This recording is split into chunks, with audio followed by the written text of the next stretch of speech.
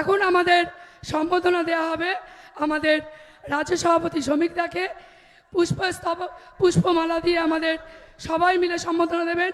সবাই বলেন ভারত মাতা কি, ভারত মাতা কি, বন্দে মাতরম, বন্দে মাতরম, বন্দে মাতরম।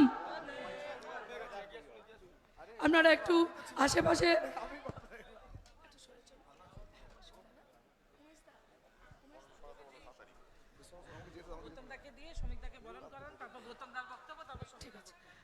আমাদের মধ্যে উপস্থিত হয়েছেন আমাদের রাজ্য সভাপতি শ্রমিক দা, যার বক্তব্য শোনার জন্য আমরা অধীর আগ্রহে বসে আছি। দাদার বক্তব্য শোনা মানেই আমাদের নিজেদেরকে উজ্জীবিত করি, তাই সেই আমাদের রাজ্য সভাপতি শ্রমিক দাকে বরণ করে নেবেন আমাদের জেলার সভাপতি গৌতম চ্যাটার্জি মহাশয়। গৌতম চ্যাটার্জি মহাশয় শ্রমিক দাকে বরণ করে নেবেন।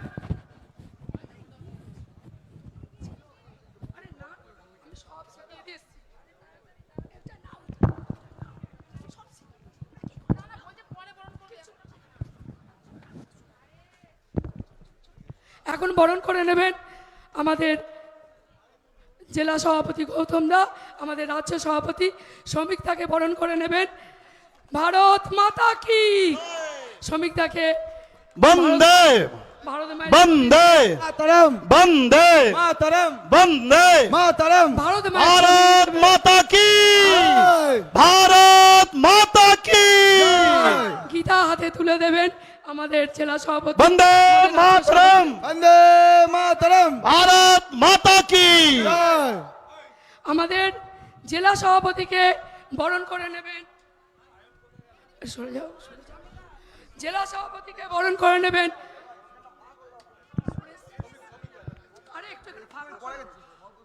আমরা আমাদের সুরেশ, আমাদের বাঁশবেড়িয়া মণ্ডলের সভাপতি সুরেশ, তোমরা গৌতম দাকে বরণ করে নেবে, আসো। আমাদের সম্মানীয় সভাপতি রাজ্যের আমাদের শ্রমিক দাকে এই মাঠের যারা মাঠ দিয়েছিল তারা ফুটবল দিয়ে তারা শ্রমিক দাকে বরণ করে নেবেন। এই মাঠের সভাপতি যে খেলার সভাপতি তিনি বরণ করে নিচ্ছেন।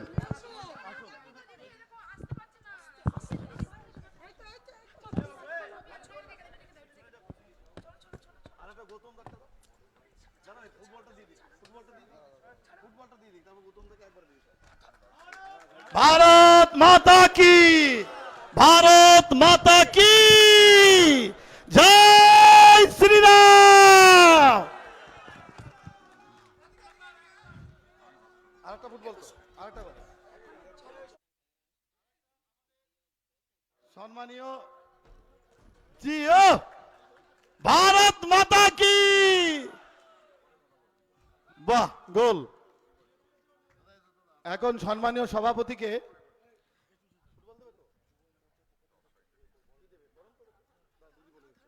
আমাদের জেলা সভাপতিকে বরণ করে নেবেন আমাদের মণ্ডলের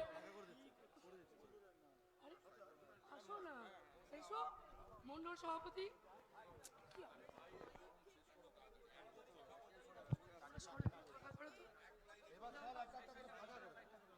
ফাঁকা করো স্টেজটা।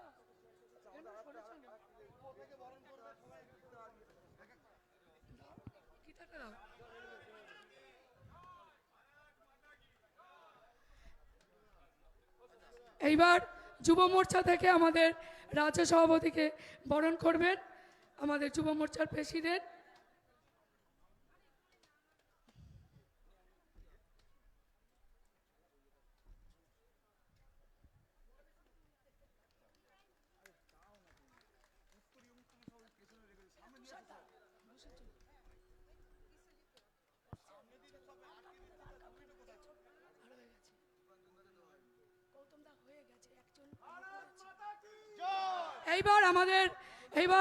এইবার এখানে বক্তব্য রাখবেন আমাদের জেলা সভাপতি কঙ্কাটুটুর ছেলে। আপনি স্টেজে আসুন।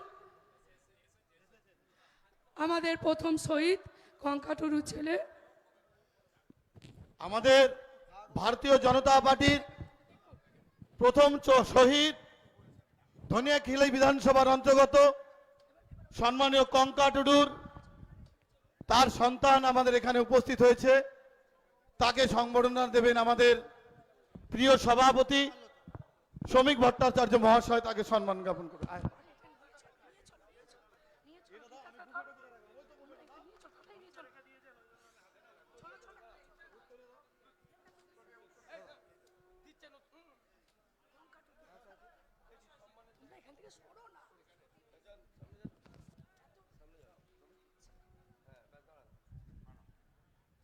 আস্তে দাঁড়াও, একটা করে। भारत माता की। কঙ্কা টুডু অমর রহে, কঙ্কা টুডু অমর রহে, अमर रहे अमर रहे স্বর্গীয় কঙ্কা টুডু অমর রহে। अमर रहे अमर रहे भारत माता की। বন্দে মাতরম, वंदे मातरम বন্দে মাতরম, वंदे मातरम বন্দে মাতরম। वंदे मातरम বীর শহীদ কঙ্কা টুডু অমর রহে। अमर रहे अमर रहे আমাদের যে পরিবর্তন যাত্রা, এই পরিবর্তন যাত্রায় আমাদের মঞ্চে ডেকে নিচ্ছি আমাদের সম্মানীয় এই পরিবর্তন যাত্রার যিনি প্রমুখ আছেন আমাদের উমেশ রায়জি। উমেশ রায়কে আমরা মঞ্চে ডেকে নিচ্ছি।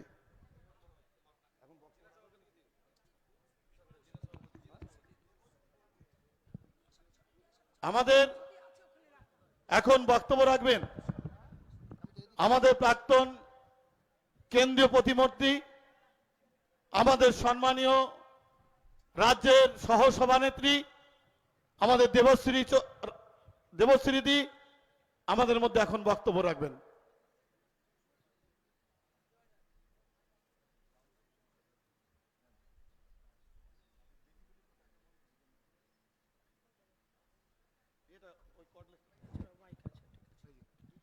নমস্কার। পরিবর্তন যাত্রা আজ আমাদের হুগলি জেলায় প্রবেশ করেছে। বিভিন্ন অনুষ্ঠানের মধ্যে দিয়ে পরিবর্তন যাত্রার সবার মধ্যে দিয়ে এলাকায় আমরা পৌঁছাবার চেষ্টা করছি। এলাকার মানুষের কাছে আমাদের বার্তা পৌঁছাবার দায়িত্ব নিয়ে আমরা সবাই উপস্থিত হয়েছি। যারা সাধারণ মানুষজন দীর্ঘদিন ধরে অপেক্ষা করছেন ভারতীয় জনতা পার্টির, তারা কি বলছে, তাদের কি ভাবনা আছে, পশ্চিমবঙ্গ নিয়ে কি বলতে চায়, এই নিয়ে যারা শুনতে চান তাদের জন্য ছোট ছোট সভার মাধ্যম দিয়ে আমরা আমাদের বার্তা দিচ্ছি। আজকের এই সভায় উপস্থিত আছেন রাজ্য সভাপতি সম্মানীয় শ্রী শ্রমিক ভট্টাচার্য, উপস্থিত আছেন জেলার সভাপতি শ্রী গৌতম চট্টোপাধ্যায়, উপস্থিত আছেন জেলার 4 সাধারণ সম্পাদক সুরভি, সুদীপ, সন্দীপ এবং জয়রাজ, উপস্থিত আছেন রাজ্যের সাধারণ সম্পাদিকা শ্রী শশী অগ্নিহোত্রী, রাজ্যের সম্পাদক শ্রী দীপাঞ্জন গুহ, উপস্থিত আছেন রাজকমল পাঠক, বরিষ্ঠ নেতা আমাদের, উপস্থিত সমস্ত নেতৃত্ব যারা আছেন এবং আপনারা যারা এখানে উপস্থিত আছেন। দুপুর রোদ, 1:45 প্রায় বাজে, খিদে পেয়েছে এবং রোদ লাগছে। সেই জন্য যেহেতু শ্রমিকদার যেরকম বক্তা, শ্রমিকদার আগে অন্যদের বলা কোনো সাজে না। আর রাজ্য সভাপতি যেখান দিয়ে বার্তা দেবেন সেই বার্তাই চূড়ান্ত, রাজ্য সভাপতি যা বলবেন সেটাই যথেষ্ট। শুধু দুটি কথা বলতে চাই যে রাজ্যের মুখ্যমন্ত্রী মমতা বন্দ্যোপাধ্যায় দেউলিয়াপনা কোন পর্যায়ে পৌঁছেছে। আজকে 8ই মার্চ আন্তর্জাতিক নারী দিবস। এই দিবসে দাঁড়িয়ে কোনো মহিলার অসম্মান করা বা মহিলার সমালোচনা করা শোভা দেয় না, কিন্তু এমন একটি ঘটনা গতকাল ঘটেছে যার পরিপ্রেক্ষিতে যে ভারতবর্ষের মহিলা রাষ্ট্রপতি এবং জনজাতি সমাজের রাষ্ট্রপতি, যাকে নিয়ে ভারতবর্ষ তারা গোটা দেশ গর্ব করছে, সমাজ যারা তাকিয়ে আছে, এরকম একজন মানুষকে আমাদের রাজ্যের মুখ্যমন্ত্রী, মহিলা মুখ্যমন্ত্রী মাননীয় মমতা বন্দ্যোপাধ্যায় যে কুৎসিত ভাষায় আক্রমণ করেছেন, যে কুৎসিত ভাষায় কথা বলছেন, তার জন্য আমরা লজ্জিত, দুঃখিত। বোঝা যাচ্ছে মমতা বন্দ্যোপাধ্যায়ের হয় মস্তিষ্কে বিকৃতি ঘটেছে অথবা উনি জেনে বুঝেই এমন কিছু আচরণ করছেন যাতে করে কোনো ভুল পদক্ষেপ কেউ নিয়ে ফেলে এবং উনি আবার সেই ধিদিং ধিদিং নাচ করতে পারেন। অনেকে আমাদেরকে প্রশ্ন করছেন, গতকাল থেকে মিডিয়াতেও আমাকে আক্রমণ করে বলছিলেন যে কেন পশ্চিমবঙ্গে এত অন্যায় হওয়ার পর রাষ্ট্রপতি শাসন হবেন না। তো আমি তাদেরকে বলিনি, কিন্তু আপনাদের বলছি যে পশ্চিমবঙ্গের মানুষ আর ওনার এই উদ্দাম নৃত্য দেখার জন্য তৈরি নেই। আমরা জনতা, পশ্চিমবঙ্গের জনতা ওনাকে সরিয়ে দিয়ে একদম ইতিহাস থেকে মুছে দেওয়ার জন্য তৈরি হয়ে গেছে, এটা বাস্তব সত্য। গতকাল মাননীয় মুখ্যমন্ত্রী যে সভায় বসে আছেন ধর্মতলায় ধর্ণা অধিবেশনে, এসআইআর করে সংশোধিত তালিকা প্রকাশ হয়েছে 28 তারিখ, আর তার 7 দিন বেছে বেছে সময় নিয়েছেন, জুম্মাবারের জন্য অপেক্ষা করেছেন, শুক্রবার উনি ধর্মতলে বসেছেন। আর সেই মঞ্চ থেকে উনি কালকে বলেছেন যে আমি কি রাষ্ট্রপতির পিছনে লেজুর হয়ে ঘুরে বেড়াবো? আমার কাজ কি লেজুর হয়ে ঘুরে বেড়াম? ওনারা যখন খুশি আসবেন, বছরে একবার রথ আছে জগন্নাথ দেবের রথ, আর ওনাদের রথ বারবার আসছে। রাষ্ট্রপতি নাকি বিজেপির এজেন্ডা নিয়ে পশ্চিমবঙ্গে এসছেন। কত নিকৃষ্ট শব্দ বলে মুখ্যমন্ত্রী মমতা বন্দ্যোপাধ্যায় প্রমাণ করে দিয়েছেন যে ওনার ওই চেয়ারে বসার অধিকার আর নেই, ওই চেয়ারে ওনাকে আর মানাচ্ছে না। তাই উনি যে শব্দগুলো বলেছেন, আমরা শুধু বলতে চাই যে আপনার কাজ ধর্নায় বসা নয়, আপনার কাজ ভারতবর্ষের সাংবিধানিক নিয়ম মেনে চলা এবং প্রোটোকলকে সম্মান জানানো। তো আজকে পশ্চিমবঙ্গের অন্যান্য যে পরিস্থিতি, সেই পরিস্থিতি বলবেন। দুটো কথাই আমার বলার ছিল, আপনাদের এইটুকু বলে আজকে শেষ করছি। বন্দে মাতরম, ভারত মাতা কি জয়।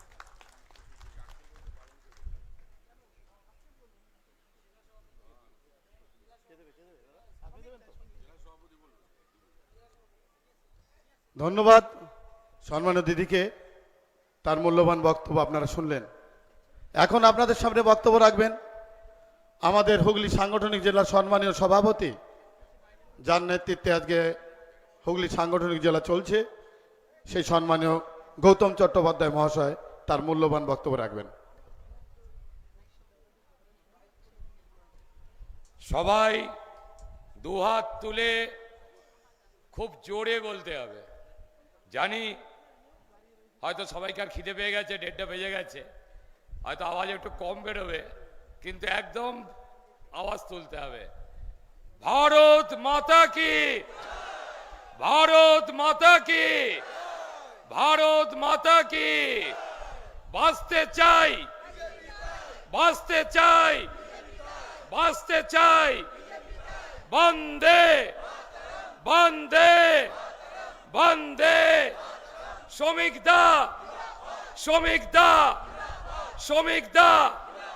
বাংলা মায়ের দামাল ছেলে শ্রমিক দা জিন্দাবাদ।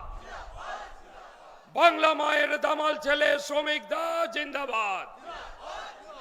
বাংলা মায়ের দামাল ছেলে শ্রমিক দা জিন্দাবাদ। जिंदाबाद जिंदाबाद। আমি বলবো শ্রমিক দা আগে বাড়ো, আপনারা বলবেন হাম তোমারা সাথ হ্যায়। শ্রমিক দা আগে বাড়ো, শ্রমিক দা আগে বাড়ো, শ্রমিক দা আগে বাড়ো। অনেক অনেক ধন্যবাদ। আজকের গতকাল ভদ্রেশ্বর গেটে বিকেল 4টে আমরা এই পরিবর্তন যাত্রা হুগলি সাংগঠনিক জেলার পক্ষ থেকে শুরু করেছিলাম। সেই যাত্রা গতকাল চন্দ্রনগর এবং চুঁচুড়ার বিভিন্ন পথ পরিক্রম করে চুঁচুড়ায় রাত্রিবাস করে এবং সকালবেলা আমরা হুগলি মোড় থেকে, ব্যান্ডেল মোড় থেকে যে টোটাল জিটি রোড ধরে আসাম রোড ধরে যে রাস্তা, সেই রাস্তা আমরা পরিক্রমা করে আপনাদের এই সপ্তগ্রামে গিরিশ স্মৃতিসংঘ মাঠে আমরা প্রবেশ করেছি। আজকে আমাদের খুব সৌভাগ্য যে আমাদের এই সভায় উপস্থিত হয়েছেন আমাদের মাননীয় রাজ্য সভাপতি মাননীয় শ্রমিক ভট্টাচার্য মহাশয়, উপস্থিত হয়েছেন প্রাক্তন কেন্দ্রীয় মন্ত্রী আমাদের সবার প্রিয় মাননীয় দেবশ্রী চৌধুরী, উপস্থিত আছেন রাজ্যের সাধারণ সম্পাদিকা। আপনারা সবাই চেনেন, জানেন 2019 সালে যখন লোকসভা নির্বাচন হয় তখন দিন রাত পরিশ্রম করেছেন এখানে আমাদের সেই মাননীয় শশীদি। উপস্থিত আছেন দীপাঞ্জন দা, উপস্থিত আছেন রাজকমল দা, বিভাগের 2 কনভেনার সুরেশ সাউ এবং তুষার মজুমদার, এবং অন্যান্য যারা জেলা এবং অন্যান্য পদাধিকারী, আমি প্রত্যেককেই আন্তরিক অভিনন্দন এবং শুভেচ্ছা জানাচ্ছি। তার সাথে আমি শুভেচ্ছা জানাচ্ছি আমার সমস্ত কর্মী ভাই বোনকে, যারা এই রোদ্দুরকে উপেক্ষা করেও আজকে তারা এসেছেন আমাদের এই পরিবর্তন যাত্রা সার্থক করার জন্য এবং এই পরিবর্তন যাত্রায় সামিল হওয়ার জন্য। তাদেরকে আমি প্রত্যেককে আমার হৃদয় থেকে আন্তরিক অভিনন্দন জানাচ্ছি। আমি বেশি বলবো না, মাননীয় শ্রমিকদা বলবেন। আপনারা যার কথা শোনার জন্য অধীর আগ্রহে অপেক্ষা করে আছেন। শুধু একটা কথা, যে আজকের এই নির্বাচন ভারতীয় জনতা পার্টির জেতার নির্বাচন নয়। আজকের এই নির্বাচন বাংলাকে বাঁচানোর নির্বাচন, ধর্মকে বাঁচানোর নির্বাচন, নিজেদের বাঁচানোর নির্বাচন, নিজেদের পরিবারকে বাঁচানোর নির্বাচন, আগামী প্রজন্মকে বাঁচানোর জন্য নির্বাচন। তাই এই নির্বাচনে মানুষের কাছে আমাদের গিয়ে মোদিজি যে সোনার বাংলা তৈরি করার ডাক দিয়েছে, তার প্রধান কাণ্ডারি আমাদের এই পশ্চিমবঙ্গের মাননীয় শ্রমিকদার নেতৃত্বে আমাদের আগামী নির্বাচনে যে লড়াই, সেই নির্বাচনে আমাদের জয়লাভ করতে হবে, আমাদের বাংলাকে বাঁচাতে হবে। আর তার জন্য সমস্ত সৈনিক, ভারতীয় জনতা পার্টির যারা আছেন, সমস্ত ভাই বোনরা যারা আছেন, হাতে হাত মিলিয়ে কাঁধে কাঁধ মিলিয়ে আমরা একত্রে লড়াই করব। আর আমাদের আজকের এই পরিবর্তন যাত্রার সংকল্প একটাই, যেই তৃণমূলের উৎখাত, তৃণমূলের বিসর্জন এবং ভারতীয় জনতা পার্টিকে আমাদের প্রতিষ্ঠা করতে হবে। আজকে নরেন্দ্র মোদীজির হাতে আমাদের এই বাংলাকে দিতে হবে, আমরা সোনার বাংলা তৈরি করব। আমি এইটুকু বলে প্রত্যেকের শুভেচ্ছা, অভিনন্দন, ভালোবাসা জানিয়ে আমি আর বক্তব্য শেষ করলাম। ভারত মাতা জয় হোক। এখন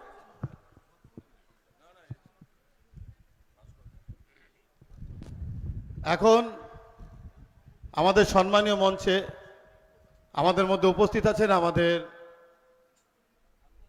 হুগলি সাংগঠনিক জেলার ইনচার্জ সম্মানীয় ভাস্কর ভট্টাচার্য মহাশয়, যিনি অখণ্ড জেলার আমাদের সভাপতি ছিলেন, আমাদের অভিভাবকও ছিলেন। আগে তাকে বরণ করে নেবেন আমাদের সম্মানীয় দাদা শ্রমিক ভট্টাচার্য মহাশয় বরণ করে নেবেন।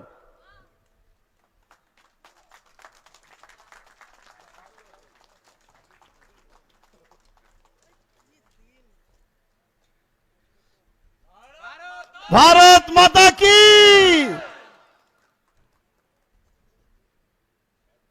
বন্দে মাতরম, বন্দে মাতরম, বন্দে মাতরম। বন্দে মাতরম।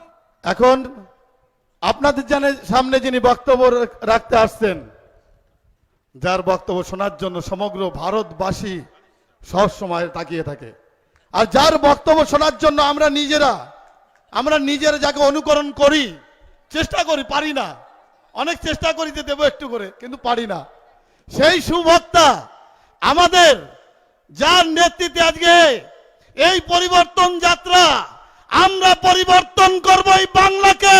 শ্রমিকদের হাত ধরে সবাই একবার বলুন, ভারত মাতা কি, শ্রমিকদের জিন্দাবাদ। শ্রমিকদের নেতৃত্বে আজকের এই পরিবর্তন যাত্রা চলবে। তাই পরিবর্তন চাই, বিজেপি তাই। মঞ্চে আসছে আমাদের সভাপতি সম্মানীয় শ্রমিক ভট্টাচার্য মহাশয়, তার বক্তব্য শুনুন।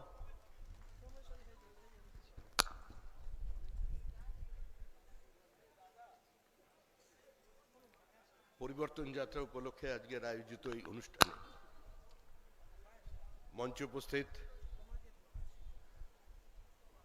সাংগঠনিক জেলা সভাপতি শ্রী গৌতম চ্যাটার্জি, শ্রীমতী দেবশ্রী চৌধুরী, শ্রীমতী শশী অগ্নিহোত্রী, শ্রী রাজকমল পাঠক, শ্রী দেবাঞ্জন গুহ, শ্রী ভাস্কর ভট্টাচার্য, শ্রী সুরেশ সাউ, শ্রী তুষার মজুমদার,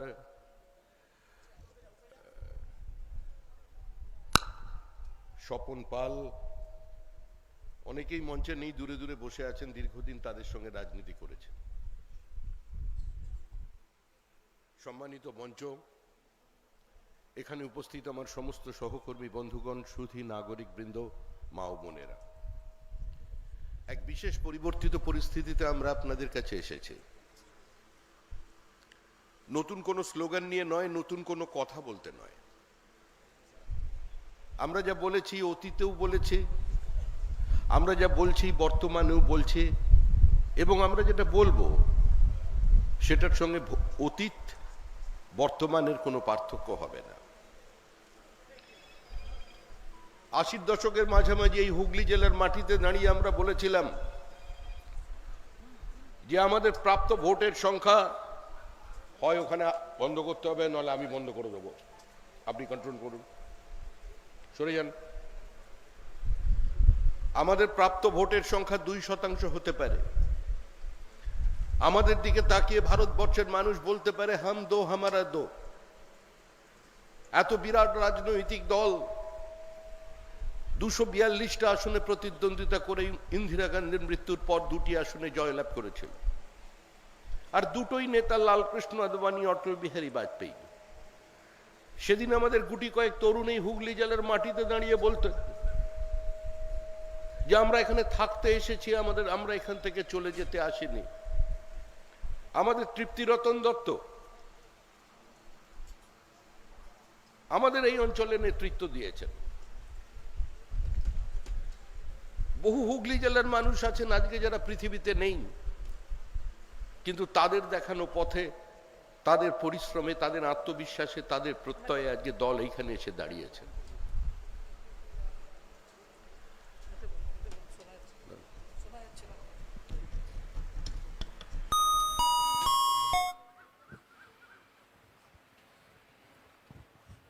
আমাদের প্রথম শহীদ হন এখানে রাজবলহাটের আনন্দমালী। সিপিআইএম এর অত্যাচারের বিরুদ্ধে, মানুষের গণতান্ত্রিক অধিকারকে বাজেয়াপ্ত করবার বিরুদ্ধে, ওই সায়েন্টিফিক রিগিং এর বিরুদ্ধে, ভারতীয় সংস্কৃতি, ভারতীয় সভ্যতা, ভারতীয় পরম্পরাকে সমালোচনা করার বিরুদ্ধে যারা সেদিন পতাকা ধরেছিলেন, খুন হয়ে গেলেন আনন্দমালী, খুন হয়েছিল কঙ্কা টুডু। 45 মিনিটের বেশি সময় ধরে একা তীর ধনুক নিয়ে যুদ্ধ চালিয়েছিল। বাড়ির টালি খুলে লঙ্কার কুঁড়ো ভেতরে ফেলে আগুন লাগিয়ে তাকে বাইরে বার করে এনে তারপরে সিপিএম অত্যন্ত ঠান্ডা মাথায় তাকে খুন করে। এই যে খুনের রাজনীতি, ভাতৃহত্যার মধ্যে দিয়ে পৃথিবীতে কোনোদিন চিরকালীন শান্তি প্রতিষ্ঠা করা যায়নি। রবীন্দ্রনাথ লিখেছিলেন, রক্তমাখা অস্ত্র হাতে যত রক্ত আঁখে, শিশু পাঠ্য কাহিনীতে ধাকে মুখ ঢাকি। আজকে সিপিআইএম কে মানুষ ভুলে গেছে। রাজ্যসভায় একটা প্রদীপ টিম করে জ্বলছিল বিকাশ ভট্টাচার্য। আগামী 2রা এপ্রিল তারও দিন শেষ হয়ে যাবে। আর সেই বামফ্রন্টের মধ্যে যারা শরিক ছিলেন, হুগলি জেলায় ফরওয়ার্ড ব্লক, কোথায় অফিস, কোথায় নেতা, তাদের জানা যাচ্ছে না। আরএসপি নেই, সিপিআই নেই, বামফ্রন্টের অন্য কোনো শরিক দল নেই। আজকে মেরুকৃত রাজনীতি। যারা তৃণমূল কংগ্রেসকে জেতাতে চান, যারা মনে করছেন তৃণমূল কংগ্রেস ক্ষমতায় থাকলে তাদের এই লুট দীর্ঘায়িত হবে, তারা তৃণমূল কংগ্রেসকে ভোট দেবেন। আর যারা এই অরাজক অবস্থার অবসান চান, তারা বিজেপিকে ভোট দেবেন। মানুষ বাইনারি তৈরি করে দিয়েছে। 2014 সালের একটা উপনির্বাচনে বিজেপি প্রার্থী জয়ী হয়েছিল। আবার 2016 সালের নির্বাচনে কংগ্রেস এবং সিপিআইএম পশ্চিমবঙ্গে দাঁড়িয়ে মালা বদল করে নিয়েছে। আমরা যারা দীর্ঘদিন বিজেপি করছি, আমরা বারবার এই হুগলি জেলার মাটিতে ওই কখনো রিক্সা, ভ্যান রিক্সায় মাইক বেঁধে মানুষের সামনে বলতাম যে কংগ্রেস সিপিএম দুটো পৃথক রাজনৈতিক দল নয়, একে অন্যের পরিপূরক।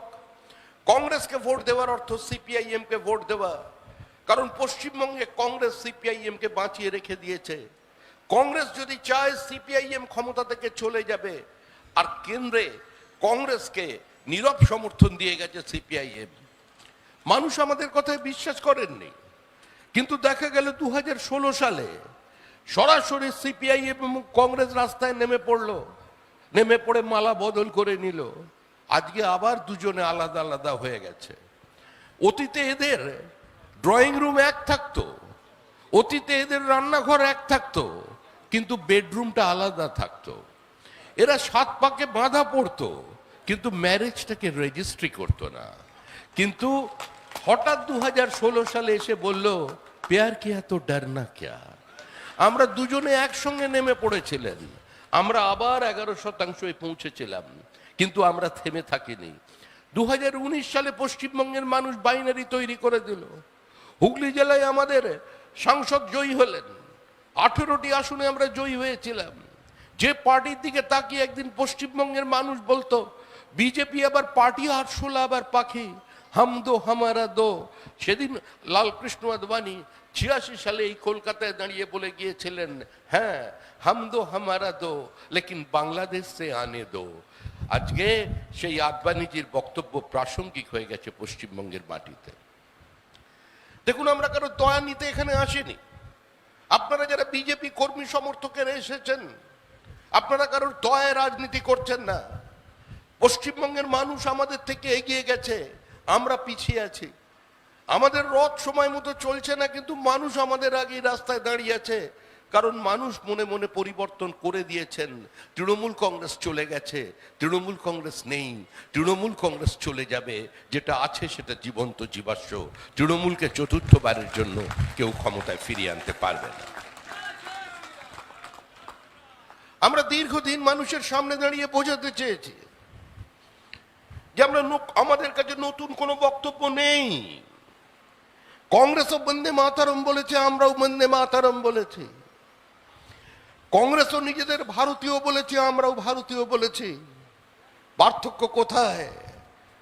সেই পার্থক্যের ইতিহাস জড়িয়ে আছে এই হুগলি জেলার মাটিতে। এই সপ্তগ্রাম আদি বন্দরের, এই সপ্তগ্রাম বহু ইতিহাসের উত্থান পতনকে ইট, কাঠ, বালি, পাথরের মধ্যে গেঁথে রেখে দিয়েছে। এই হংসেশ্বরী মন্দির, এখানে রাজা রামমোহনের স্মৃতি, ঠাকুর রামকৃষ্ণ পরমহংসদেবের পদচারণা, নিমাই সন্ন্যাসীর যাতায়াত। আজকে এই হুগলি জেলা, যা থেকে একদিন হাওড়া জেলা তৈরি হয়েছিল হুগলিকে ভেঙে, সেই হুগলি জেলার মাটি স্যার আশুতোষ মুখার্জির মাটি, শ্যামাপ্রসাদের পূর্বপুরুষের মাটি। এই মাটিতে ডক্টর শ্যামাপ্রসাদ মুখার্জির নাড়ির যোগ ছিল। পূর্ববঙ্গের তিনি মানুষ নন, তিনি একদম পুরোপুরি খাঁটি ঘটি। মোহনবাগানের সমর্থক ছিল কিনা সেটা কোনো বইতে লেখা নেই, কিন্তু তিনি ঘটি ছিলেন, একদম ঘটি। আর যাদের জন্য মাটিটা রেখে গেছেন তারা কিন্তু ওপার বাংলা থেকে এসেছেন, তাদের জন্য চোখের জল ফেলেছিলেন এই শ্যামাপ্রসাদ।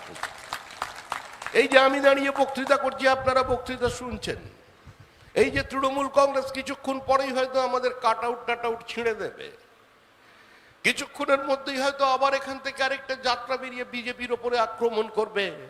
তারাও যে মাটিতে দাঁড়িয়ে আছেন, তাদের যে পূর্বপুরুষ কংগ্রেসের হিন্দু যারা বিধায়ক ছিলেন, তারাও কিন্তু 1947 সালের 20 জুন শ্যামাপ্রসাদের আহ্বানে সাড়া দিয়ে হিন্দু হোমল্যান্ড তৈরি করবার জন্য প্রাদেশিক সভায়, প্রাদেশিক বিধানসভায়, আইনসভায় তারা ভোট দিয়েছিলেন।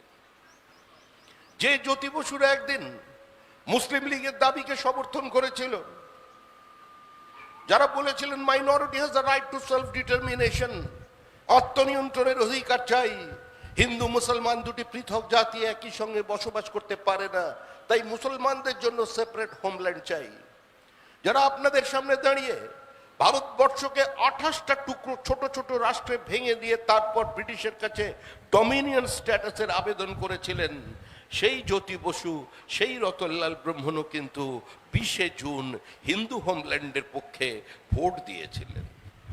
যদিও বাইরে বেরিয়ে এসে বলেছিলেন বাংলা ভাগ করলো কে, শ্যামাপ্রসাদ আবার কে। আজকে সেজন্য বামপন্থী বন্ধুদের ভাবতে বলছি, যারা পুরনো কংগ্রেসই এখনো এই জেলায় আছেন, যারা এখনো মনে করেন কংগ্রেসকে ভোট দেওয়া একটা পবিত্র কর্তব্য, কংগ্রেস স্বাধীনতা সংগ্রাম করেছিলেন, তাদের কাছে আবেদন করতে এসেছি আমরা এই পরিবর্তন যাত্রার মধ্যে দিয়ে সমস্ত তৃণমূল কংগ্রেসের তৃণমূল স্তরের কর্মীদের কাছে। কারণ যারা একদিন সিপিএম এর ওই বক্তব্যটা শুনেছিলেন, দিদি থেকে দিদিমা হয়ে যাবেন তবু ক্ষমতার পট পরিবর্তন হবে না। বামফ্রন্টের বিকল্প উন্নত থেকে উন্নততর বামফ্রন্ট, বামফ্রন্টের বিকল্প বামফ্রন্ট। আগামী 100 বছরের মধ্যে বামফ্রন্টের কোনো পরিবর্তন হবে না, সিপিআইএম কে ক্ষমতা থেকে সরানো যাবে না। একটার পর একটা নির্বাচন হয়েছে রাজ্যে। সাংবাদিক যারা আপনারা আছেন, এই সাংবাদিক কুল, সন্ধ্যাবেলায় এদের থেকে যারা বয়স্ক সাংবাদিক ছিল তারা লিখতেন, তখন তো এত টিভি ক্যামেরা ছিল না, কিন্তু সন্ধ্যাবেলায় খবরে বলতেন দু একটি সংবাদ মাধ্যমে দু একটি বিচ্ছিন্ন বোমাবাজির ঘটনা ছাড়া ভোট পর্ব ছিল মোটামুটি শান্তিপূর্ণ। আমরা যারা বিরোধিতা করতাম, মানে বিজেপি কংগ্রেস, আমরা বলতাম এই শান্তি শ্মশানের শান্তি। আর আলিমুদ্দিন থেকে অনিলবাবু বলতেন পরাজিতের আর্তনাদ। এভাবে কয়েকটা দশক কেটে গিয়েছিল। তারপরে নতুন রাজনীতির উদয়, কংগ্রেসের বিদায় যখন আসন্ন হলো, বিজেপির উত্থান যখন নিশ্চিত, ক্ষমতায় আসতে চলেছেন ভারতের প্রধানমন্ত্রী ভারতরত্ন অটল বিহারী বাজপেয়ী, মমতা বন্দ্যোপাধ্যায়ের হঠাৎ ভোর রাত্রে উনি কি স্বপ্ন দেখেছিলেন জানি না, উনি উঠে বলেছিলেন আমি বিজেপিকে কোনো সাম্প্রদায়িক দল বলে মনে করি না, কংগ্রেসের নীতিহীনতার বিরুদ্ধে, অরাজকতার বিরুদ্ধে, পরিবারতান্ত্রিক অপশাসনের বিরুদ্ধে আমি বিজেপির সমর্থন চাই, পশ্চিমবঙ্গ থেকে সিপিএম কে তাড়াতে চাই। তিনি আসন ভাগ করলেন। এই হুগলি জেলায় দাঁড়িয়ে আমাদের কর্মীরা স্লোগান দিল, বিজেপি সমর্থিত তৃণমূল কংগ্রেসের প্রার্থীকে জোড়া ফুল চিহ্নে ভোট দিন।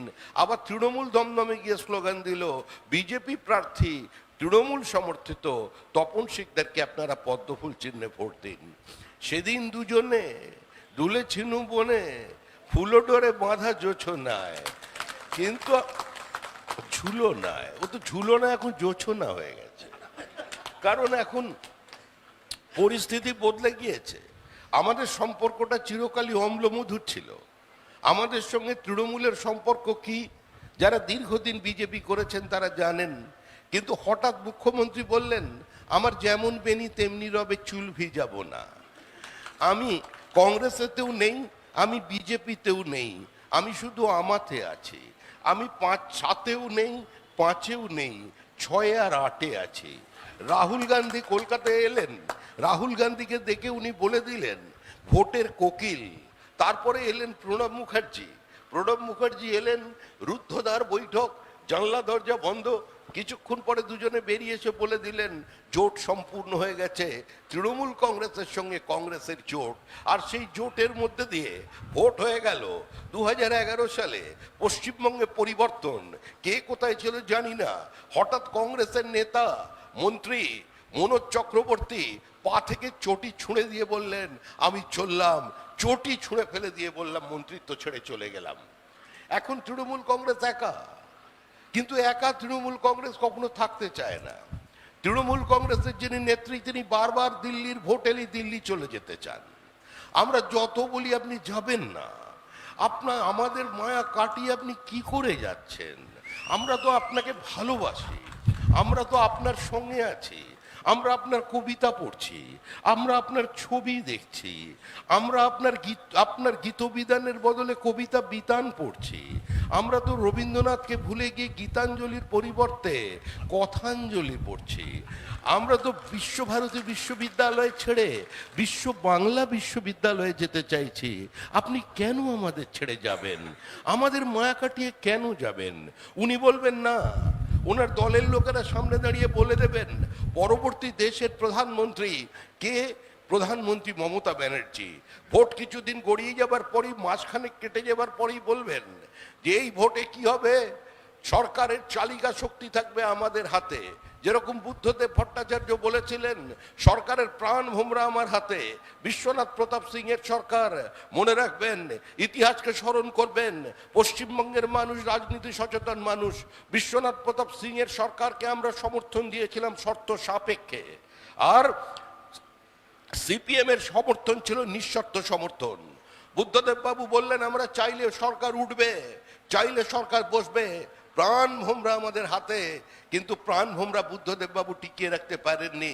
লালকৃষ্ণ আদবানীকে গ্রেপ্তারের পরই ওই সরকারের অবসান হয়ে গিয়েছিল। ঠিক তেমনই মমতা বন্দ্যোপাধ্যায়ের দল বলেন যে এবারে সরকারের চাবিকাঠি থাকবে আমাদের হাতে।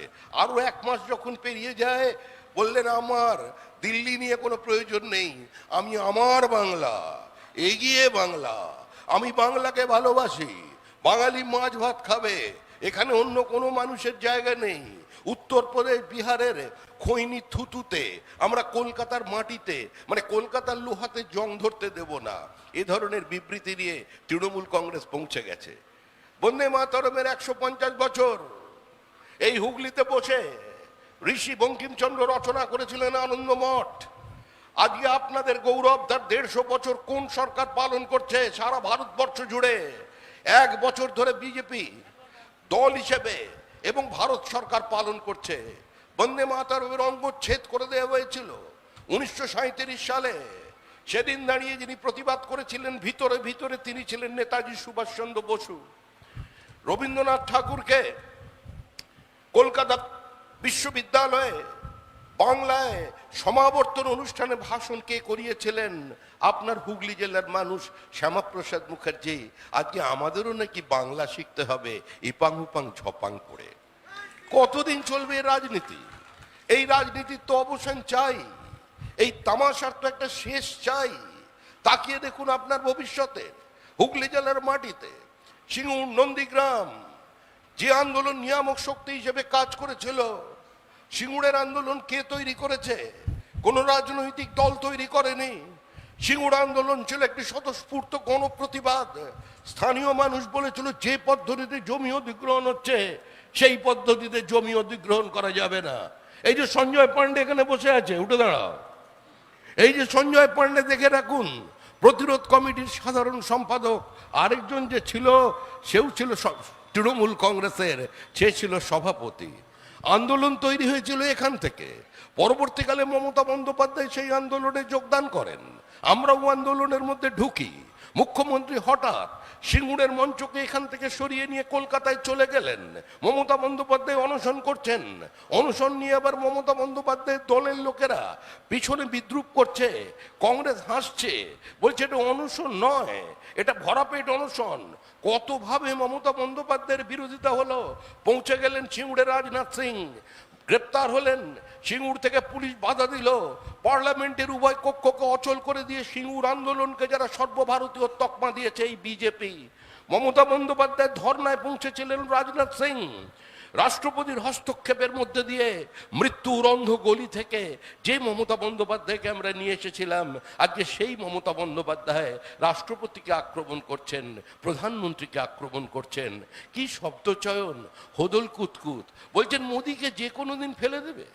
আরে বাংলার মানুষ, হুগলি জেলার মানুষ এটা সহ্য করতে পারবে? আরে যারা ডেঙ্গির মশা মারতে পারে না তারা মোদি মারবে? এ কোনোদিন হতে পারে? এখন বলছেন আমি কোথাও যাব না, আমি মাটিতে বসে থাকবো। কারণ উনি বুঝতে পেরেছেন উনি চলে যাচ্ছেন, উনি চলে যাবেন। ওনার জায়গা হচ্ছে এখন একমাত্র আগামী দুর্গাপুজোয় বাবুঘাটে বিসর্জন দেখবেন। কারণ এতদিন দেবী দুর্গার স্যালুট নিয়েছেন উনি কার্নিভালে। মানে কি কথা, দুর্গা ঠাকুরকে চেনালো কে? তৃণমূল কংগ্রেস আবার কে? কার্নিভালের মধ্যে দিয়ে আমাদের কাছে যতদূর খবর আছে দেবাদিদেব মহাদেব স্পিড পোস্টে নাকি চিঠি পাঠিয়েছিলেন কৃতজ্ঞতা স্বীকার করে নবান্নে। এখন তো উনি ঠাকুর দেবতার লাইনে চলে গেছেন। উনি বলছেন আমি বসে থাকবো, মাটি থেকে আর উঠছেন না, বলছেন ধর্ণা দেব। কার জন্য ধর্ণা? বলছে দাদুর জন্য ধর্ণা, নাতির জন্য ধর্ণা। দাদু খায় নাতি খায়, দাদুর বয়স 42, নাতির বয়স 22, দুজনেই খাচ্ছে, ভোটার লিস্টে খাচ্ছে, দুজনেই ভোটার, 22 বছরের ভোটার। একবার ভেবে দেখুন বাবার সঙ্গে ছেলের বয়সের পার্থক্য কত, ভাবতে পারেন? বাবার সঙ্গে ছেলের বয়সের পার্থক্য 10 বছর। মানে কি ছেলে, একদম চমৎকার বাবা। এরকম তেজি বাবাকে তো খুঁজে বার করতে হবে 9 বছর বয়স থেকেই। হ্যাঁ, একদম 9 বছর বয়স থেকে 10 বছরে বাবা, ভাবা যায় ভারতবর্ষের বিভিন্ন বিশ্ববিদ্যালয়ে ডাক্তাররা গবেষণা শুরু করে দিয়েছেন এই বাবার খোঁজে। ধৃতরাষ্ট্র ছিল মহাভারতে একজন, মুখ্যমন্ত্রী বললেন আমি পিছিয়ে নেই, আমি যদি গীতাঞ্জলির পরিবর্তে কথাঞ্জলি লিখতে পারি তাহলে ব্যাসদেবকেও আমি চ্যালেঞ্জ জানিয়ে দিয়ে 10 জন ধৃতরাষ্ট্র বানিয়ে দিলাম ভোটার লিস্টে, 100 জন করে সন্তান। আজকে ওদের আমরা খুঁজে বেড়াচ্ছি, আমরা বলছি এদের একটা পদ্মভূষণ, কিছু না হলে বঙ্গ বিভীষণ কি একটা দিচ্ছেন, ওইটা দিয়ে দেওয়া উচিত। আজকে এরা এখানে ক্ষমতায় আছে। এই যে পুলিশ ভদ্রলোক আমার সামনে দাঁড়িয়ে আছেন, বাঁ দিক থেকে শুনছেন, ওনার কোনো দোষ নেই। আবার এই যে দুটি মেয়ে যাচ্ছেন, এরা পুলিশ, এদের করুণ অবস্থা, এদের জিজ্ঞাসা করুন 7 পে কমিশনের পয়সা পাচ্ছেন না, অর্ধেক মাইনে পাচ্ছেন। এরা চাকরি করতে পারেন না, কাজ করতে পারেন না, কারণ করবার এদের ক্ষমতা নেই। পুলিশ কোনো স্বশাসিত সংস্থা নয়। এদের মাথার উপরে যেদের বসেরা বসে আছেন তারা লুট জারি করে রেখেছেন, তারা দিদি ধরে আনতে বললে বেঁধে নিয়ে চলে আসছেন। আর এরা কি করবেন? পুলিশকে আক্রমণ করবেন না। একদল পুলিশ এসছেন পার্টি অফিসে, যে বলছেন এর পরের দিন ইউনিফর্ম পরে আসবো, তৃণমূল চলে গেছে, দরকার হলে চাকরি চলে যাবে, আমরা এটাকে ছাড়বো না, এটাকে মেনে নেওয়া যায়। আরে আগে চোর ডাকাত পুলিশকে দেখলে পালিয়ে যেত, এখন মুখ্যমন্ত্রীর পাড়ায় চোর ডাকাতকে দেখে পুলিশ টেবিলের তলায় ঢুকে যাচ্ছে। আমি অল্প কিছুদিনের জন্য বিধায়ক ছিলাম বসিরহাট দক্ষিণ বিধানসভা কেন্দ্রে। হঠাৎ একদিন সকাল 7:30টার সময় বসিরহাট স্কুলের দিদিমণি ফোন করেছেন, বললেন দাদা ভালো আছেন? এমন ভালো আছি। দাদা এখনো ঘুমোচ্ছেন? কি বলবো, সত্যি কথা উনি ঘুমটা ভাঙিয়েছেন। বললাম না না অনেকক্ষণ উঠে পড়েছি, বলুন না কি ব্যাপার। বলছেন কিছু সেরকম ব্যাপার নয়, সকাল থেকে না বাড়িতে বাড়িতে মহিলা পুলিশরা আসছে। আমি বললাম কেন? বলছে উত্তরাধিকারী যাত্রা হবে, উত্তরাধিকারী আছেন না তৃণমূল কংগ্রেসে, ওনার যাত্রায় 2000 পুলিশ এসেছে, এত মহিলা পুলিশ এসেছে, কি করুণ ব্যাপার।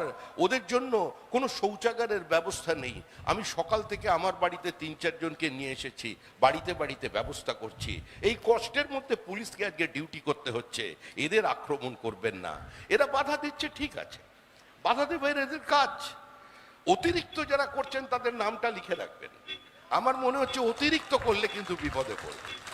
তৃণমূলের সময় শেষ, তৃণমূল চলে যাবে সেটা তৃণমূল কংগ্রেস জানে, কারণ মুখ্যমন্ত্রী মমতা বন্দ্যোপাধ্যায় তিনি কোনো প্যারাট্রুপার পলিটিশিয়ান নন। তিনি মাটি চেনেন, মাটির গন্ধ জানেন। তিনি বুঝতে পেরেছেন যে শেষের সেদিনের আর বেশি দূরে নেই, কারণ তাকে বাবুঘাটে দাঁড়িয়ে এবার মা দুর্গাকে স্যালুট করতে হবে। মা দুর্গাকে এতদিন নিয়েছেন, এবার ওনাকে দিতে হবে। আর বিজেপিও বলছে আমরা তোমায় ছাড়বো না, হৃদমাজারে রাখিব, ছেড়ে দিব না, আমরা ওকে পশ্চিমবঙ্গের মধ্যেই রেখে দেব। আমরা রেখে দেবো পশ্চিমবঙ্গের এক প্রান্ত থেকে অন্য প্রান্তে তিনি দৌড়ে বেড়াবেন, পাহাড় থেকে সাগরে। পাহাড়ে গিয়ে তিনি মোমো বানিয়েছিলেন, মোমো রান্না করা শিখেছিলেন, এবার গিয়ে ওখানে ফ্রাইড মোমো বানাবেন, ফ্রাইড মোমো ভাজা। চারিদিকে দেখছেন না, নতুন নতুন শিখবেন, বিজেপির বিরোধিতা করবেন। দেখুন বিরোধী দলের প্রয়োজন আছে, বিরোধী দল না থাকলে কোনোদিন গণতন্ত্র তার নির্দিষ্ট সাফল্য পায় না। তাই আমরা আপনাদের কাছে বলতে এসেছি, মহিলাদের বারবার অপমান করা হচ্ছে, বলছে লক্ষ্মীর ভান্ডার। আরে লক্ষ্মীর ভান্ডার কি হবে? বলছে লক্ষ্মীর ভান্ডার দিয়ে মমতা বন্দ্যোপাধ্যায় জিতবে বিজেপি। আপনার মনে আছে, সবাইকে আমি কথাটা মনে করাই, আপনারা ভুলে যান বারবার। আপনারা একবার রাজ্য নির্বাচন কমিশনের চেহারাটা মনে আছে? আপনারা তো এখানে রাজনীতি করেন, রাজ্য নির্বাচন কমিশনের মুখটার কথা মনে করুন। কি নাম ছিল যেন ভদ্রলোকের? আমাদের রাজ্য নির্বাচন কমিশন, মুখ্যমন্ত্রী, হ্যাঁ রাজ্য নির্বাচন কমিশন। সাংবাদিকরা তো মনে করবেন রাজীব সিনহা, আপনাদের কাছে তো ফটো আছে, একবার গোপটার কথা মনে করে দেখুন। একবার আপনি ওর ছাঁচটা খালি মুখে দেখবেন, একদম কুমোরটুলির অসুর, একদম অসাধারণ। সমস্ত মহিলাদের কাছ থেকে জেতা ফর্ম নিয়ে গিয়ে উনি তাদের পরাজিত ঘোষণা করে দিলেন। তারপরেও 11,000-এর বেশি আসলে পঞ্চায়েতে আমরা জিতেছি, তার মধ্যে 60% মহিলা। কারণ কি? কারণ ওই সমস্ত টাকা কার টাকা? আরে কে কার টাকা দেবে? আজকে ওরা লক্ষ্মীর ভান্ডার দিচ্ছে, আরে রাজ্যটা কিন্তু লক্ষ্মী ছাড়া করে দিয়েছে। লক্ষ্মী আসবার জন্য তো শান্তি চাই, এই বোমা গুলির মধ্যে কে আসবে? ওই জন্য আমরা ওই 10 হাত দিয়ে মাকে ধরে নিয়েছি অন্নপূর্ণা ভান্ডার, কিন্তু আমরা 3,000 দেবো, ওরা 1,500 দেবে, এটা বিষয় নয়। বিজেপি 3,000 টাকা অন্নপূর্ণা ভান্ডারে দেবে, আর তৃণমূল কংগ্রেস 1,500 টাকা লক্ষ্মীর ভান্ডারে দিয়েছে। তৃণমূল কংগ্রেস রূপশ্রী দিচ্ছে, বলছেন ওদের থেকে সবাই নকল করে। যেদিকেই তাকাবেন শ্রী, পথশ্রী, রূপশ্রী, কিন্তু কোনো জায়গায় টাকা নেই।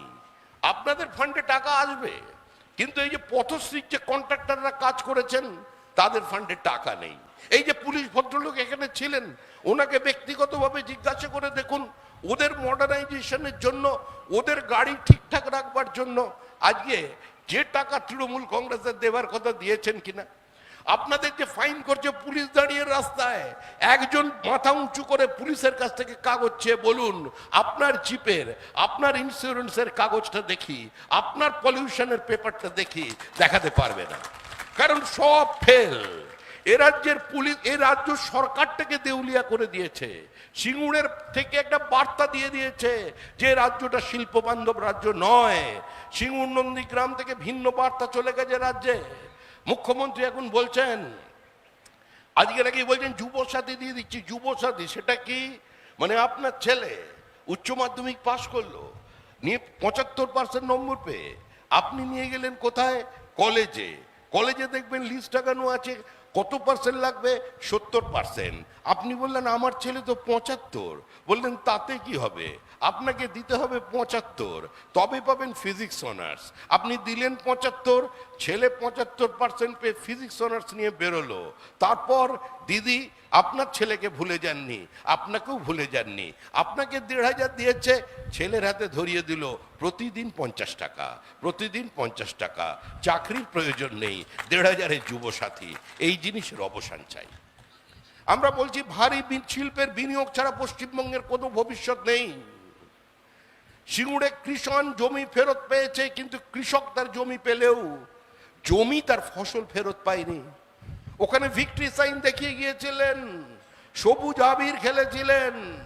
মুখ্যমন্ত্রী সর্ষের বীজ ছড়িয়ে দিয়ে চলে এলেন, চাষ হবে। মানুষ চোখে সর্ষে ফুল দেখলো, কিন্তু ওখান থেকে সর্ষে তো অনেক দূরের কথা, দুব্ব ঘাসও গজালো না।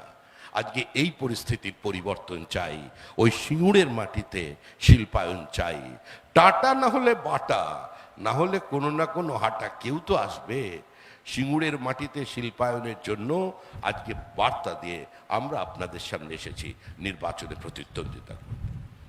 মানুষ চাইছে তৃণমূলকে সরিয়ে দিতে। মানুষ তৃণমূলকে চিনে গিয়েছে।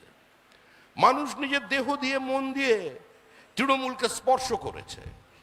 তৃণমূল গৃহীত, পরীক্ষিত এবং পরিত্যক্ত। তৃণমূলের দিন শেষ। তৃণমূলের কিন্তু দিদির মন বড়, এই কথা অস্বীকার করা যায় না। দেখুন, আমাদের পরিবারে যারা মারা গেছে, আমরা গোয়ায় গিয়ে পিণ্ডদান করছি, তার ছবিতে বছরে একবার মালা দিচ্ছি, কিন্তু দিদি বলছেন ওরা মারা গেছে তো কি হয়েছে, ওরাও তো তোমার বাবা ছিল, দাদু ছিল, প্রেমিকা ছিল, ওদেরকে একটু ভোটার লিস্টে নামটা রেখে দেওয়া যায় না? মানবিক মুখ নিয়ে বিচার করা যায় না? মুখ্যমন্ত্রী ওদের ধরে রাখতে চাইছেন। যারা বলল কান মে বিড়ি মুহ মে পান লড়কা লেঙ্গে পাকিস্তান, যারা দেশটাকে ভাগ করে দিল, মুখ্যমন্ত্রী বলছেন তাতে কি হয়েছে? ওরা শুধু ওপারে তো কিছু মন্দির ভেঙেছে, কিন্তু হিন্দু মেয়েকে তুলে নিয়ে গিয়ে জোর করে নিকে করেছে। ওরা তো ওপারে রবীন্দ্রনাথের বাড়ি ভেঙেছে, সত্যজিৎ রায়ের বাড়ি ভেঙেছে, সুনীল গাঙ্গুলির বাড়ি দখল করেছে, তাতে কি হয়েছে? ওরাও তো বাঙালি, ওরাও তো বাংলা ভাষায় কথা বলে, ওদের যাতে অসুবিধা না হয় সেজন্য আমি পাঠ্যপুস্তকে রামধেনুটাকে রংধেনু পর্যন্ত করে দিয়েছি। আমি দেখছেন না, বইয়ের মধ্যে আপ্পা পাপা পর্যন্ত ঢুকিয়ে দিয়েছি। আমি দরকার হলে জলকে পানি বানিয়ে দেবো, কিন্তু তারপরেও মনে রাখবেন ওরাও বাঙালি, আমরাও বাঙালি। আমাদের মুখ্যমন্ত্রী মমতা বন্দ্যোপাধ্যায় 2005 সালে ভোটার লিস্টের একগুচ্ছ কাগজ স্পিকারের টেবিলে ছুঁড়ে ফেলে চোখের জল নিয়ে বেরিয়ে এলেন। বললেন সিপিএম বাংলাদেশি লোকদের ঢুকিয়ে সর্বনাশ করে দিয়েছে ভোটার লিস্টে। সেই মমতা ব্যানার্জি এখন বলছেন অনুপ্রবেশ করে কিছু নেই। বিজেপি দেখা অনুপ্রবেশ কোথায়? রোহিঙ্গা, তারা এসে বসে পড়েছে। আমাদের বাংলা, বাঙালির গর্ব।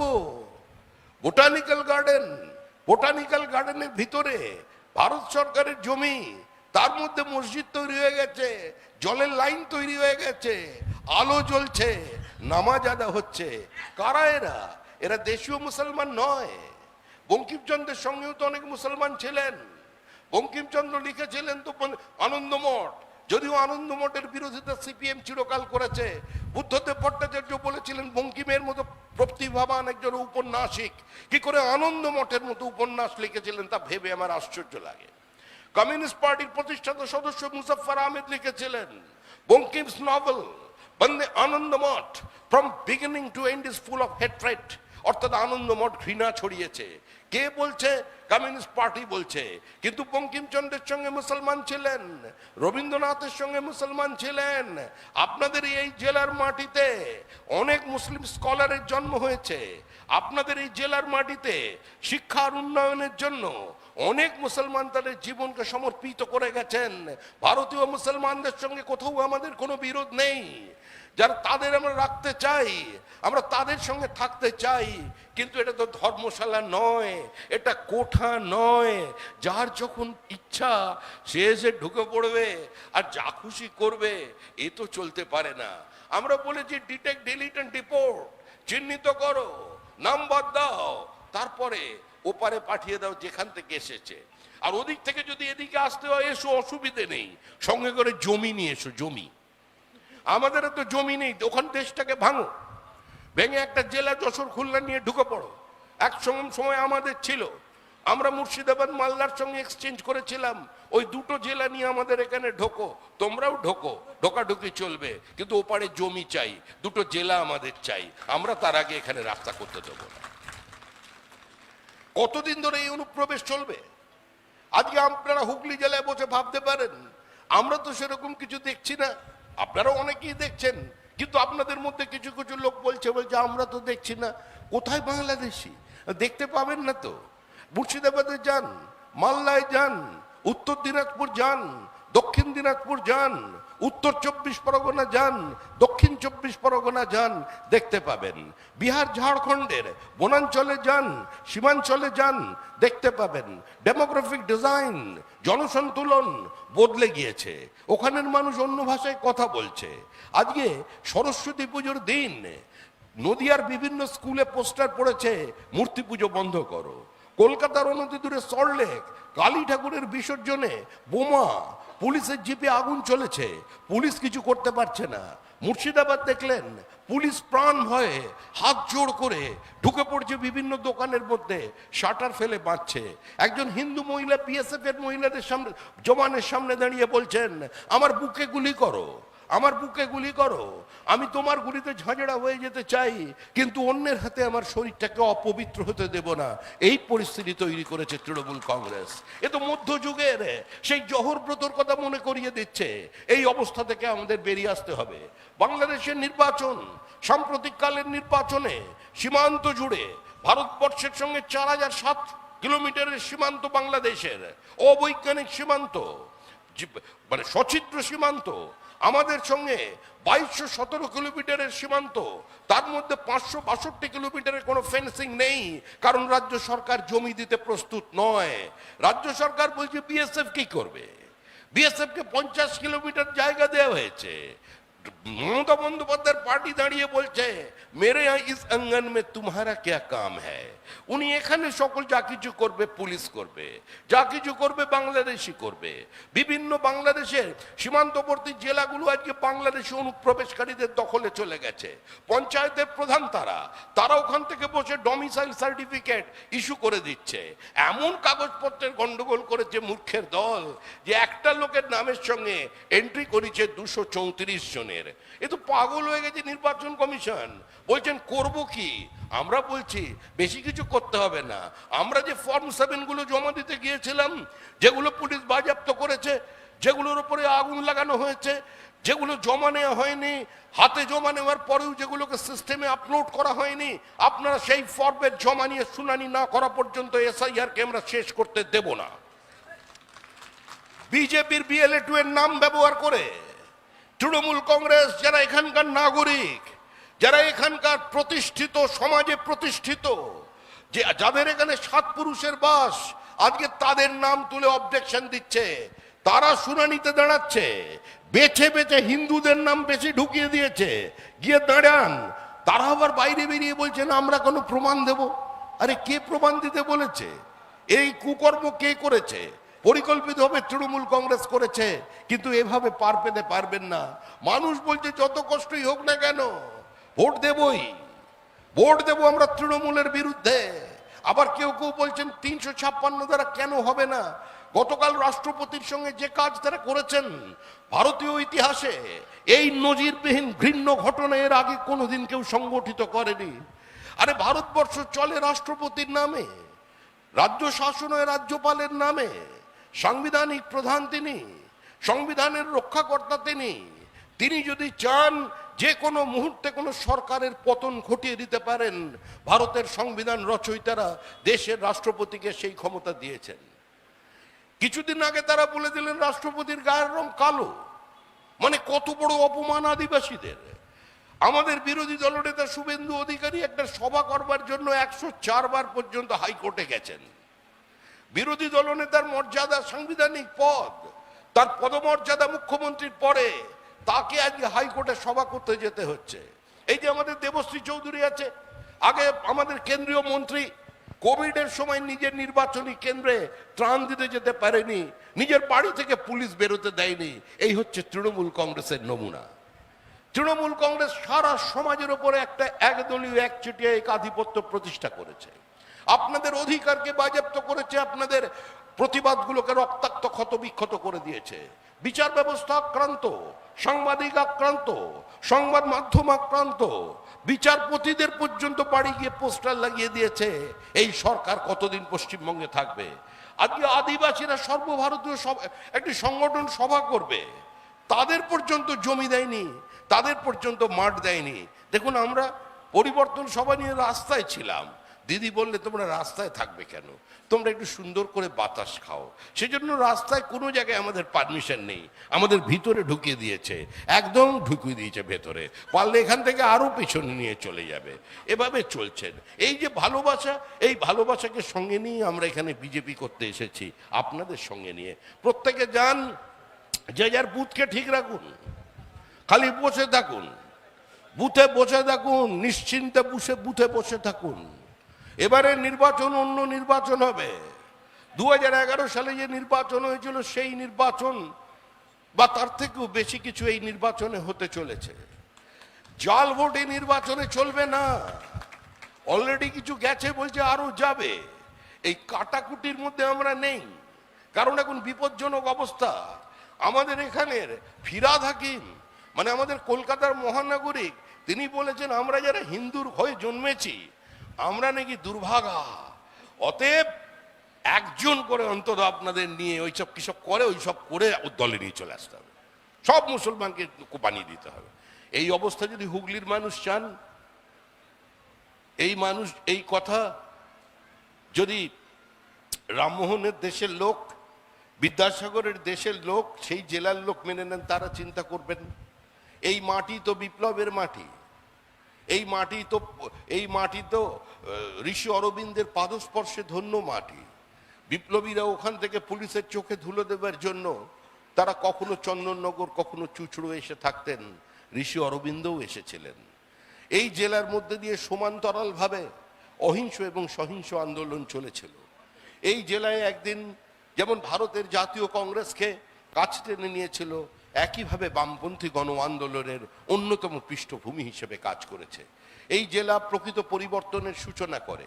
হুগলি জেলার মাটিতে যার পতাকা উঠবে তার পতাকা কিন্তু রাইটার্সে উঠে যাবে। আমরা নবান্নয়ে রাখবো না ওটা, রাইটার্সের ঐতিহ্য বানাতে আমাদের নতুন মুখ্যমন্ত্রী রাইটার্স বিল্ডিংয়ে বসবেন 2026 সালের জুন মাস থেকে। আপনাদের কাছে এসছে আবেদন জানাতে যে আপনারা একটু আপনাদের গরিব আলু চাষি ভাইগুলোর দিকে তাকান। এখানে যারা এসেছেন তাদের মধ্যে কেউ আলু চাষি থাকতে পারেন, কিন্তু আপনারা যারা এখানে এসেছেন, যাদের সচ্ছলতা আছে, একটু তাদের কথা ভাবুন, তাদের দিকে তাকান। কিভাবে তাদের জীবনের সর্বস্ব লুট হয়ে গেছে। মুখ্যমন্ত্রী হঠাৎ ঘোষণা করে দিলেন উড়িষ্যায় কোনো আলু যাবে না। আজকে উড়িষ্যা স্বয়ং সম্পূর্ণ হয়ে গেল আলু চাষে। আজকে আলু চাষিরা উড়িষ্যায় পাঠাতে পারছেন না। এইমাত্র আমার এক সহকর্মী বললেন বস্তা 170 টাকা, তাই তো? 170 টাকা বস্তা। কত টাকা দিয়ে আলু ফলিয়েছিলেন? কি অবস্থা? কোল্ড স্টোরেজের আলু কত টাকায় বেরোচ্ছে? সর্বনাশ হয়ে গেছে হুগলির আলু চাষিদের। কত কৃষক আত্মহত্যা করছে, কাগজে কিন্তু লেখা নেই। কারণ পশ্চিমবঙ্গ হচ্ছে প্রেমের রাজ্য। যেই আত্মহত্যা কেউ করছে বলছে বিবাহ বহির্ভূত প্রেম, যেই আত্মহত্যা করছেন বলছেন মনে বিষাদ। কেন বিষাদ? ঋণ ভারে জর্জরিত হয়ে তিনি হতাশায় আক্রান্ত হয়ে আত্মহত্যা করেছিল। পরাধীন ভারতবর্ষে অনাহারে যখন কোনো কৃষক মারা যেত তখন ব্রিটিশ সরকার বলতো মৃত্যুর কারণ অনাহার নয়, মৃত্যুর কারণ অপুষ্টি। আর পশ্চিমবঙ্গে যখন হুগলি জেলায় যখন আলু চাষি আত্মহত্যা করছে তখন তৃণমূল সরকার বলছে মৃত্যুর কারণ অনাহার নয়, মৃত্যুর কারণ ঋণ নয়, মৃত্যুর কারণ হচ্ছে পারিবারিক মানসিক অবসাদ, অবৈধ সম্পর্ক। অবৈধ সম্পর্ক শুধু আলু চাষির? প্রেম কি শুধু আলু চাষির? এত প্রেম কোথা থেকে আসছে? এত সম্পর্ক কোথায় তৈরি হচ্ছে এ আমাদের জানা নেই। সেই জন্যই মানুষ অনেক চিন্তা ভাবনা করে বলেছেন অনেক দিন হয়েছে, এবার ঘুম পেয়েছে, বাড়ি যা। এবার করে দিয়েছেন মানুষ ঠিক যে এবার যেতে হবে, এবার যেতে হবে, এবার যেতে হবে। আর কোনো পথ খোলা নেই। দিল্লির সরকারকে ফেলা কেন? দিল্লি পর্যন্ত পৌঁছানোর সামর্থ্য থাকবে না। তবু আমরা চাই দিদি ভালো থাকুন, সুস্থ থাকুন, তার দীর্ঘায়ু হোক, তিনি এপাশ ওপাশ ছোটাছুটি করে বেড়ান, তিনি আবার কবিতা লিখুন, তিনি ধর্নায় বসুন, তিনি দার্জিলিংয়ে পৌঁছে যান, বিজেপির বিরুদ্ধাচরণ করুন, তিনি মুখে মোদির অন্তর মুণ্ডচ্ছেদ করে দিন, কিন্তু তারপরেও একটাই শুধু কথা বলবো, তোমারও তো শ্রান্ত হলো মুঠি, অন্যায় হবে না, নাও ছুটি, দিন শেষ। নমস্কার, বিজেপি জিন্দাবাদ।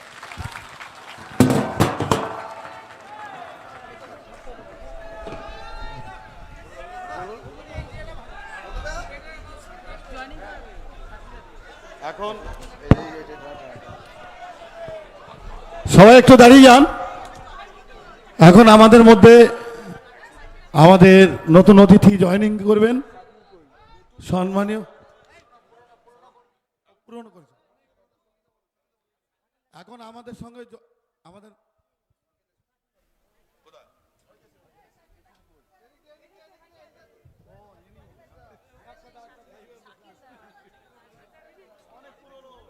ভালো বক্তব্য রাখতেন, দারুণ বক্তব্য রাখতেন, জানেন।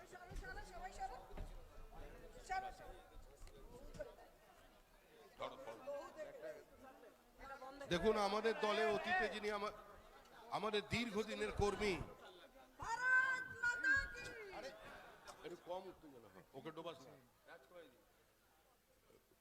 দীর্ঘদিন আমাদের সঙ্গে যিনি বিজেপি করেছেন, প্রায় 90-এর দশকের শুরু থেকে, যে শাকিল আনসারী পশ্চিমবঙ্গের বিভিন্ন প্রান্তে একজন সংখ্যালঘু প্রতিনিধি হয়ে যিনি বিজেপির বক্তব্য তুলে ধরেছিলেন, পরিস্থিতির বাধ্যবাধকতায়, আতঙ্কের আবহে, প্রাণনাশের হুমকিতে আজকে তাকে বাধ্য হয়েছিল অন্য দলে চলে যেতে। কিন্তু নারীর টান কোনোদিন ছিন্ন হয়নি। তিনি আমাদের সঙ্গে ছিলেন, আমাদের সঙ্গে আছেন এবং আমাদের সঙ্গে থাকবেন। ঘরের ছেলে ঘরে এলো। শাকিল আনসারী আজকে দলীয় পতাকা হাতে তুলে নিলেন। জয়